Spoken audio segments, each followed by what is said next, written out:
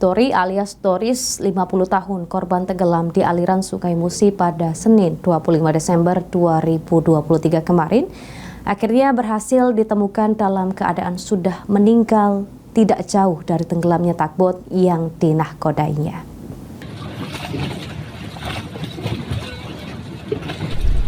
Dori alias Doris, 50 tahun, korban tenggelam di aliran Sungai Musi pada Senin 25 Desember 2023. Kemarin akhirnya berhasil ditemukan oleh tim SAR gabungan Basarnas, KPLP, Polair, TNI Angkatan Laut, serta penyelam tradisional.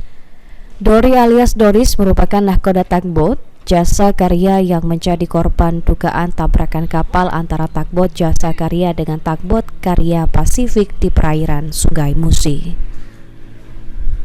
Kasih Operasi Basarnas Palembang Manca mengungkapkan jasad korban berhasil ditemukan pada pukul 10 waktu Indonesia Barat, tidak jauh dari tenggelamnya takbot Jasa Karya.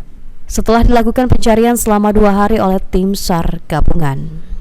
Ditambahkan Manca, posisi korban saat ditemukan berada di ruang kemudi kapal yang sudah tenggelam. Hari ini adalah hari kedua, yaitu korban kecelakaan takbot Jasa Karya, korban atas nama Doris, 50 tahun.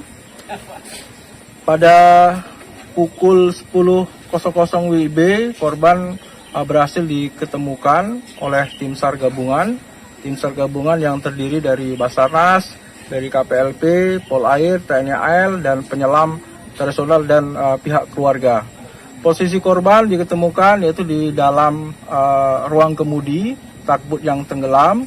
Ya, posisinya yaitu di sela-sela pintu oleh penyelam. Selanjutnya korban dievakuasi ke permukaan air untuk di penanganan lebih lanjut, yaitu dipindahkan ke perahu. Selanjutnya korban dibawa ke markas Polair dan dievakuasi ke ambulan Rumah Sakit Bayangkara.